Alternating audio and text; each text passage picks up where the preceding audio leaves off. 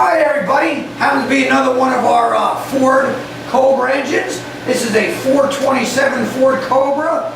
Again, if you look online, this one is a dark block, Ford's rotating assembly, a nice hydraulic roller camshaft in this, AFR cylinder heads, Cobra valve covers, Canton oil pan on this one, the Phytech MSD distributor.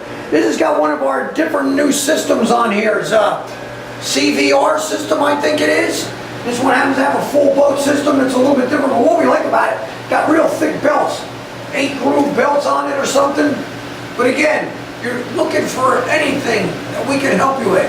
We custom build each and every engine to order. So give us a call, tell you what you have in mind. We'll be happy to help you out. Thank you very much. All right, All American Muscle, another one of these gorgeous motors we just got done for you. This is your 69 Mustang 427 EFI motor. I know your customer had seen it going together, he liked it, now we're running. I think he's gonna love it. Idle's gonna come down. These units are nice, these Phytech.